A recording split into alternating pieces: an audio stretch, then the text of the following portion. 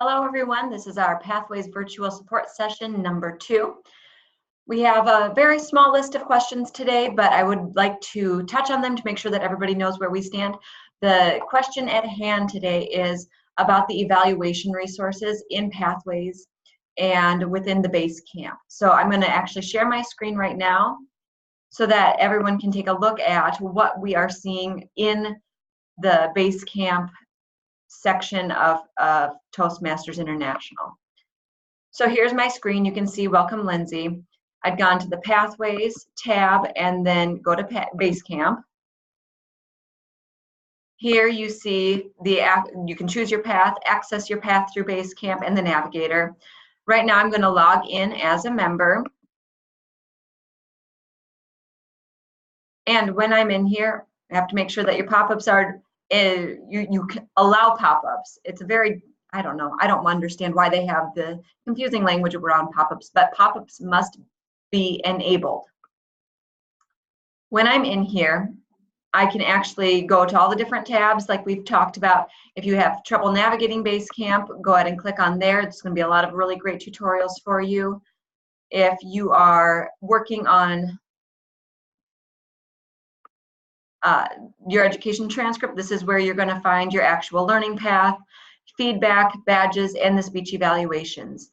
So today I'm going to start by going into my education transcript so that you can see where we're getting all of these. So I have a lot of information in here due to my experience as a Pathways guide, but I'm going to go to my leadership development path.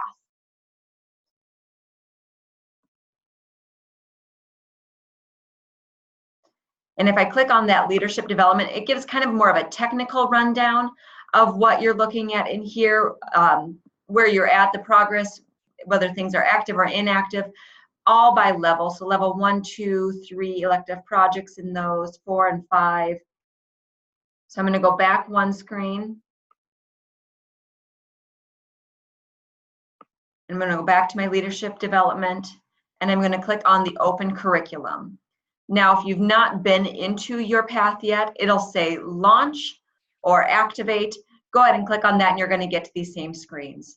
So yesterday I was very fortunate to be able to give my icebreaker speech, which is, it was a wonderful experience to give an icebreaker since it's been quite a while since I had to do that, but it's also great for the benefits of showing you all what it looks like once you're done with those speeches, where the evaluations go, and that's what we're focusing on today.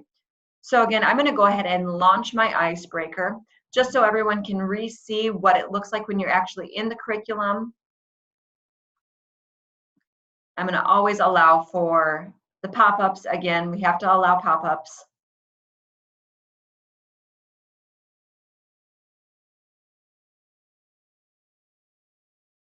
Let's see if we're going to get in here.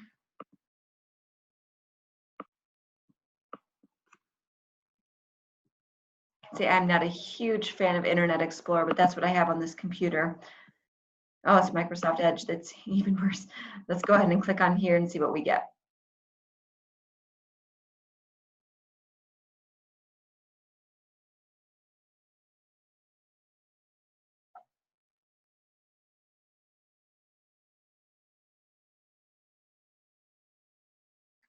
So as we're waiting for this to load, I did find the process to be fairly straightforward when uploading the document. The question came around how to do this electronically or if it can also be done in print. So as you can see, I've completed my icebreaker. It says congratulations, but I'm going to go back a screen to the actual evaluation. So I've gone through each of these steps, navigating through here, the assignment, assessing my skills after my speech. So here is my evaluation. You can find at the end of each of the sections that you're working on the evaluation resource. You can also find speech outline worksheets and other really great documents, but let's go ahead and look at the evaluation resource here. And you're going to see this is that 3-page document that we've talked about during the actual club visits. So what I had done yesterday was I printed off this document, and you have the option to either print to a computer, you can save to your computer. And I printed this for my evaluator, knowing that she might not be in Basecamp yet, and she might not have access to the evaluation resource. What I did then was I simply handed it to her and had her fill it out during the meeting, just like I would have in a manual. And then she gave it back to me at the end of the meeting. So that's one way that you can go about getting your evaluation resource. But like I said, you could also have saved it. And if you save a copy to your computer, I'm going to save this to my desktop. And we're just going to say Icebreaker resource. I'm going to minimize all of this. I'm going to open up this Icebreaker resource. Now you can save this as a PDF onto your desktop if you have that capability, or you can, right now it's saved in a form that would be relatable to a browser.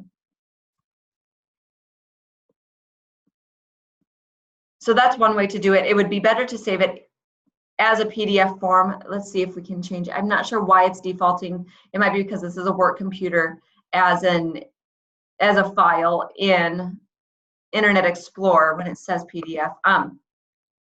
But in any case, if you can save this to your computer, save this to your laptop, you can fill it out directly on those devices. On an iPad, that should be an available option for you. I'm trying to write in my name. I was able to earlier, as you will see when I get into my actual completed evaluation. So that's the evaluation resource. After I was done with my evaluation yesterday, Lauren gave me really great feedback, and what I have then is this uploaded. I scanned it into a file, evaluation. So you can see I have my name, which I filled out, Lauren's name, the date that I gave it, and then my speech title, and any of the comments that Lauren gave me are right in here. You can see that it's all handwritten at that point. Really great information for me. And what I wanted to do after that was then save that to my documents. So I'm going to go back to this open curriculum. I have really great information in there. Let's go to the home page. And exit out of that. I'm going to go to my feedback. So whether you have this saved as an electronic form, or if you scanned it, if you take a picture of it and save it as a JPEG file, however you want to do that, you can then go to your ePortfolio and go to your documents. This is a level 1 speech, it's the icebreaker. So I wanted to go into my level 1 and upload my icebreaker. Now I can go ahead, I'm going to add it again because this is completely up to you. Nobody will actually see what's in your ePortfolio. So let's go to the desktop here, and I'm going to go to my LD1, Leadership Development 1. Create some sort of a naming convention, I would say, would make it easier for you. However you want to do it, though, is completely up to you. And I'm going to open this. I'm going to select the file, and I'm going to add it. So now you're going to see that I have 2 of the exact same uploads, which is fine. I can always go in and I can delete it. I can open it. I can do whatever I want in there. And that's where you're going to find all of your personal resources, is under your ePortfolio. Now you can go by level. If you want to create your own resources, you find something that's interesting, go to My Documents, and you can upload in there without needing to be under a specific level. If you wanted to maybe add a picture or a blog entry that you wrote, you can always go in there and you can select the file then and add it that way. So whether you have this saved electronically, the whole process was done electronically, or you have it done via printout to your evaluator, that is up to you. I highly recommend that the speaker and evaluator work prior to the meeting. Now, one of the concerns was also that there are sometimes last-minute evaluators, in which case I would suggest strongly that you do print it off, especially if you know your evaluator may not be there, it's kind of up in the air, last-minute stuff. Print off the evaluation resource, and I'll show you where that is too. So you saw where I was able to find in my actual project my evaluation resource. All evaluation resources can be found under speech evaluations on the main page. So once I'm in here, remember that each of these are listed alphabetically. So right here is going to be the exact same evaluation resource for the icebreaker speech. If I click on launch, what's going to pop up is going to be the same 3-page form that we just found at the end of my icebreaker information within the path. So again, I could print this off, I could save it and then send it in an email, or I can save it to my, if I want to bring my own laptop to the meeting and have whoever my evaluator is fill it out electronically, that can also be done. So those are just some options that you have. There is no right or wrong way, and you can't break it.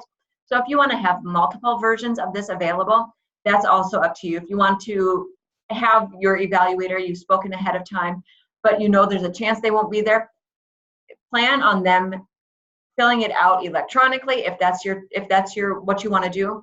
Or you can also, like I say, get the printed copy and have that available with you as you're going. So that's where you can find those different types of evaluation resources. And it is a little different than what we're used to. It's different than handing someone a manual. But like I say, now it's available for me as soon as on the go. I can access this from my computer, from my laptop, from my desktop, from basically anywhere where there's an internet connection. So those are all of my documents saved right here. Now, I did not know this, but it looks like somebody awarded me a badge, which is something that I was kind of looking at. So it's my leadership development. I have activated my leadership development path. These are awarded as we go. So that means that we have things are working. That's really what this means. It means that things are working as expected within our base camps and within pathways. So I'm going to go back to any of these feedback. I just kind of want to, don't have any badges in my feedback. How about learning badges? Again, it's activated, which is good. Once I complete my level 1, I will submit to get my leadership development level 1 badge, which will be available then for me in my badges. So that's a little bit about the evaluation resource and how to find that, the differences between what we have currently and what we're going to be having in Basecamp. Again, if your evaluator is not in Basecamp, it would be important for you to at least print off a copy or send them an electronic copy of your evaluation resource prior to the meeting. So those are my pieces of advice as far as the evaluation resource goes. I found it to be, like I said, quite simple. There is maybe a little bit more work to do. You actually have to go in, upload the document. But if you never upload the document, it's not going to count against you. It's not going to say that you never completed it. All of that happens when you submit for level approvals through your Vice President of Education or another Basecamp manager. That's all I have for you today. If you have any questions, again, feel free to email me. It's Lindsay, LINDSAY.Hayes, HAYES, @USD.edu. Or you can give me a call. I probably won't give out my phone number here because this is going to be saved to YouTube, and I don't necessarily want a lot of calls well, I want a lot of calls, just not from random people. So I do appreciate your time. Thank you for watching, and I hope you have a great rest of your Thursday.